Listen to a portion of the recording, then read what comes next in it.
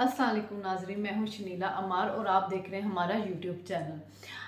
आजकल आपको पता है कि ख़बरों में 2, 3, 4 चीज़ें ही इन हैं। एक तो जो पंजाब के इलेक्शन होने चाहिए, नहीं होने चाहिए, उसमें से केपीके को तो हमने निकाल ही दिया हुआ है। बस हमारा फोकस सारा पंजाब के ऊपर है, क्योंकि हमें पता है पंजाब में जो जीता है वही हुकूमत बनाता है, तो फोकस सारा उसी के ऊपर हो रहा है और कोशिश भी यही की जा रही है कि चले जी पंजाब का ही करवा लें। सीजे साहब ने भी ये कहा पंजाब दा ही कराओ, छड़ दो केपीके नो। तो ये एक ज्यादती है छोटे सूबे के साथ। अगर 90 दिन की हद आते तो फिर वो सबके ऊपर आती है, और 90 दिन की हद पूरी करने के साथ जो दूसरी कानूनी और आईनी इम्प्लीकेशंस होगी उसको कोई देखना नहीं चाहता। हमारे यहाँ पे मसला पता है कि हमारे भी कुछ सहाफ़ी जो है ना वो न्यूट्रल बनने के चक्कर में होते हैं। ओ जी, जब आइन में लिख दिया हुआ 90 दिन का, तो जनाब आइन में तो लिख दिया हुआ है, और अगर उसी की हुकूमत आनी है पीटीआई की, तो वो तो पहले भी वहां पे बैठे हुए थे, तो फर्क क्या पड़ेगा? आप उन्हीं की हुकूमत को 21 अरब रुपए खर्च करके दोबारा लाने की क्यों कोशिश कर रहे हो? और अगर उसके बाद दूसरी हुकूमत आ जाए तो आपका लाडला उस इलेक्शन को मान लेगा, कहेगा मैं तो पॉपुलर ही बड़ा था, ये कैसे होगा कि ये आ गए, ये तो मुश्किल फैसले ले रहे थे, ये तो महंगाई कर रहे थे, तो ये कैसे आ गए इसके अंदर? तो 21 अरब रुपया ज़ाया नहीं करना चाहिए एक लाडे उसके ऊपर। अगर पॉपुलर है, अगर उसके पास वोट है, तो वो अक्टूबर तक भी उसको मिल ही जाएगा। अगर वो पॉपुलर है, उस तक क्या फ़र्क पड़ जाएगा? तो मेरा ख्याल में इज्तिमाई दानिश तो यही है कि जी उसको रोकना चाहिए, इलेक्शन होने नहीं चाहिए, क्योंकि आपके बहुत ज़्यादा आईनी इम्प्लीकेशंस हो जाएंगी। फिर उसके बाद आज खजाना की जो कमेटी है उसने तो खैर मुस्तरद कर ही दी है। फिर आईएमएफ को भी तो देखना जनाब, आप इतने मुश्किल मुश्किल फैसले ले रहे हैं, आईएमएफ आपके ऊपर पाबंदियां रोज़ रोज़ नई शराइत पेश कर रहा था। एक पूरी करो, दूसरी आ जाती, दूसरी पूरी करो, तीसरी आ जाती, और ये मई आने वाला और जून में वैसे ही प्रोग्राम ख़त्म हो जाना है। तो आईएमएफ का प्रोग्राम कहाँ पे कंप्लीट होना है? लेकिन आपको चूँकि आईएमएफ के प्रोग्राम में जाना है, आपको सऊदी अरब से, अमारात से जो आपको दे रहे हैं एश्योरेंस, सऊदी अरब ने तो दे रही है, यूएई ने तो अभी तक दी भी नहीं है। तो कतर का भी सुना है कि जो साबिक वज़ीर आज़म है वो उम्रे के बाद कतर भी जाएँगे, तो कतर से भी कुछ मुआहदे किए जाए, कोई पाकिस्तान के अंदर इन्वेस्टमेंट आई जाए। हाल ही हमने कर्ज़ के ऊपर तो नहीं चलाना है, लेकिन होता ये है कि जब हालात बेहतर होने शुरू होते हैं, फिर कोई लोगों का ख्याल आता है नहीं जी तब्दीली आनी चाहिए, तब्दीली आनी चाहिए। फिर वो तब्दीली आती है, और वो तब्दीली जब फिर बेड़ा गर्क करके जाती है वो सबको पता है। तो अभी भी लाडले साहब की रिहाइश के लिए बैठे हुए चीफ जस्टिस साहब चैम्बर में, उन्होंने समाअत के लिए कल मुकर्रर कर दिया, कल चैम्बर के अंदर वो समाअत करेंगे। तो देखते हैं जी उस समाज से क्या निकलता है और क्या सामने आता है। तो आज जो केस था, जो ले लिया गया था, ये जो procedure and rules and regulations, जो अदालती इस्लाहात का बिल जो पास हुआ है, अभी उसने कानून बनना है। पहले सदर साहब को भेजा गया, सदर साहब ने वापस भेज दिया। ज़ाहिर है सदर जो है वो एक पार्टी के वर्कर तो हैं, तो उन्होंने वापस भेज दिया, तो वो पार्लियामेंट के मुश्तरका इजलास में पास हो गया। तो अब उसे 10 दिन के बाद कानून तो बन जाना था। तो आज उसको चीफ जस्टिस साहब ने कल उसका ले लिया था नोटिस, उसको समाअत के लिए मुकर्रर कर दिया। 8 बंदे वही अपने लगा दिए उन्होंने, और 8 बंदे लगा दिए, इवन नंबर लगा दिया। हालांकि अदालती बेंचों में ऑड नंबर होता है, लेकिन यहाँ पे खैर 08 से फैसला। तो आज की समाअत बड़ी दिलचस्प थी। कह रहे थे जी वहाँ पे वो जो इम्तियाज सिद्दीकी थे, जो नैब केस में मरियम नवाज के खिलाफ पेश हुए थे, नैब की तरफ से पीसीओ जज हैं, उनका भी सुना।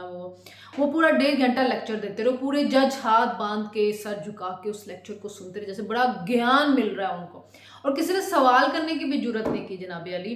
कोई 40 मिनट के बाद एक सवाल हुआ मिनमिनाता सा, फिर उसके बाद दूसरा, कोई 20 मिनट के बाद एक और सवाल हुआ, तो 1.5 घंटा उसी को सुना गया। गैर मुअय्यना मुद्दत के लिए जो है उसको मुलतवी कर दिया गया। अभी कोई शॉर्ट ऑर्डर आएगा, शॉर्ट ऑर्डर क्या होगा पता नहीं। यही हो सकता है कि जी आप जब तक हमारी समाज चल रही है ये इसको कानून ना बनने माना जाए। और ये एक थ्योरी ये भी है कि ये उजरत इसलिए है कि अगर कानून बन गया तो फिर बाइंडिंग हो जाएगा चीफ जस्टिस पे, वो उसके समाअत के लिए उसको फिर जज लेने पड़ेंगे ना, लाइक माइंडेड नहीं, फिर उनको जज लेने पड़ेंगे। और ये जो है सुप्रीम कोर्ट जो है उसे तशरीह कर सकता है, सुप्रीम कोर्ट अमेंड नहीं कर सकता, स्ट्राइक डाउन नहीं कर सकता कानून को। लेकिन यहाँ पे तो चीफ जस्टिस है ना, वो तो समझ में कट्टा दूँ, कट्टी दूँ, बकरा दूँ, बच्चा दूँ, जो भी दूँ मेरी मर्जी है, मुर्गा अंडी सारे कुछ मेरे ही हैं।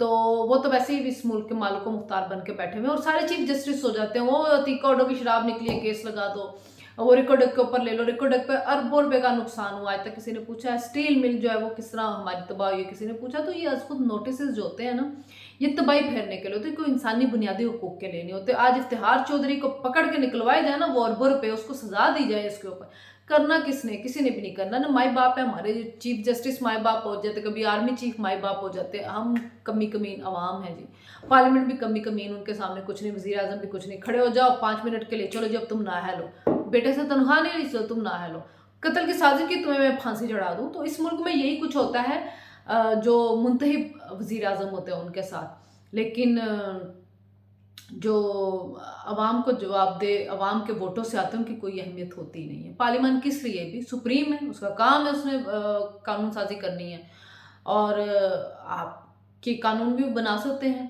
पार्लियामेंट तो अगर ये कानून पास कर दे कि जी मर्द को औरत का जो, औरत को मर्द का जाए, तो आप कुछ नहीं कर सकते हैं ना। दुनिया में ये होता है, कानून साजी जो होती है वो पार्लियामेंट का काम होता है।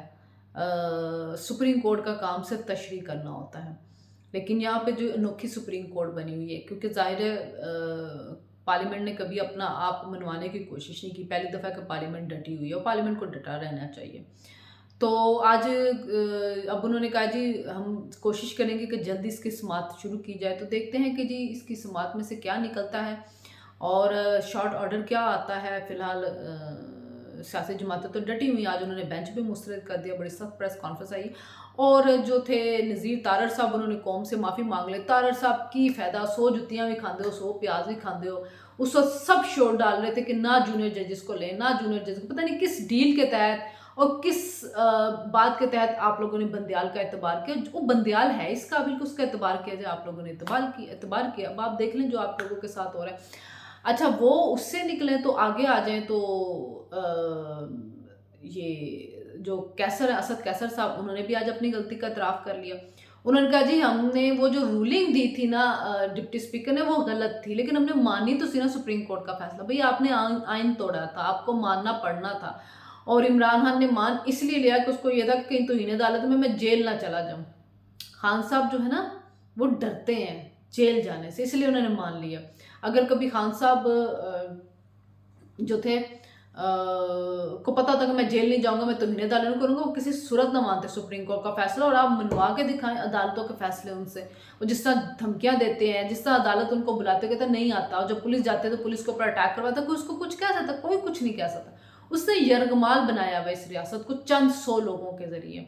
और उसकी वजह ये अदालतों में बैठे हुए फैसिलिटेटर, वो जो अदालतों में बैठे हुए हैं, जो उसको फैसिलिटेट कर रहे हैं, जो उसको हर चीज़ पे उसको कह रहे हैं कि नहीं नहीं ठीक है, आप हम पे हमला करो, आप हमारी माँ बहनें करो, आप हमें गालियाँ निकालो, आप हमें धमकियाँ दो, बस आपको हम कुछ नहीं कहेंगे। तो वो एक होता है ना जैसे पैरोकार मुरीद बन जाते हैं, तो उसी तरह सारे मुरीद हैं इमरान खान साहब के, और वो उनकी मुरीदी में इस मुल्क को, इस सिस्टम को तबाह कर देंगे। और पता नहीं कहाँ से उनको ये ताकत मिल रही है इस मुल्क को तबाह करने के लिए। और वो कई लोग ये भी कह रहे हैं कि जो ब्लॉक बन रहा है नया, तो इमरान खान साहब जो अमेरिका में लॉबी करा रहे हैं, तो अमेरिका को ज़रूरत है यहाँ पर उस ब्लॉक तोड़ने के लिए इमरान जैसे बंदे की। तो भाई है जी इमरान खान इस मुल्क के लिए। खैर अल्लाह ही हिदायत दीजिए उन लोगों को जो उनको सपोर्ट करते हैं। फिर बात ये कि ये जो बेंच बना दिया ना, ये इसलिए भी इन्होंने जल्दी से बना लिया वजलत में कि अगर कल को कानून पास हो जाता तो चीफ जस्टिस का यही बेंच रहेगा ना, तो यही बेंच आगे कार्रवाई करेगा। फिर वो फैसला बाइंडिंग नहीं होगा कि इस कानून के लिए कोई और बेंच बने। स्मार्ट मूव है जी चीफ जस्टिस साहब की, और शैतानी दिमाग है। यही अगर इंसानी भलाई के लिए इस्तेमाल हो तो शायद मुल्क में कुछ सुधार आ जाए, इसको सिस्टम बेहतर हो जाए। और परिंदे उड़ना शुरू हो गए हैं जी। खुसरो मुख्तार के बारे में खबर आ रही है कि वो पीटीआई छोड़े। और आपको याद होगा कल भी आजम सवाती ने कहा कि 2 लोगों ने पार्टी को बड़ा नुकसान पहुंचाया, शहजाद अकबर ने, खुसरो मुख्तार ने। शहजाद अकबर तो मुल्क से भाग गए हुए हैं, और जितनी ये सारी करतूतें थी, जो केसेस बनाए जा रहे थे, मलक रियाज को पैसे दिलाए गए, सारा शहजाद अकबर ने, और भुगतेंगे आगे इमरान खान साहब। वो मुल्क से भाग के बाहर चले गए, वो कहते हैं मैं वापस आऊँगा, अभी तक तो खैर वापस नहीं आए हैं। और खुसरो बख्तियार भी गायब हैं। तो अब जनूबी पंजाब से शुरू होगा, और ये तब्दीली का हमेशा जनूबी पंजाब से शुरू था, लेकिन सुना है कि खुसरो बख्तियार पीपल्स पार्टी में जाएंगे। नवाज लीग को अब लेने नहीं चाहिए इन फसली बटेरों को, और इन फसली बटेरों को आवाम भी अब रिजेक्ट करे ना। जैसे ये उमर अयूब हो गया, जैसे ये खुसरो बख्तियार हो गए, और इस तरह के कुछ और लोटे शेख वकास अकरम जैसे, जो हर साल हर इलेक्शन में पार्टियां बदल लेते, तो अब आवाम को इनको रिजेक्ट करना चाहिए। कि जहाँ पे ये देखते हैं कि जिसका पल्ला भारी होता है। लेकिन अगर पीपल्स पार्टी की तरफ जा रहे हैं तो कोई अगली हुकूमत बिलावल साहब की तो नहीं है, ये भी देखना पड़ेगा हमें। अभी आज़ाद कश्मीर में भी कहा जा रहा है कि जो तब्दीली आएगी उसमें शायद पीपल्स पार्टी हुकूमत बनाए।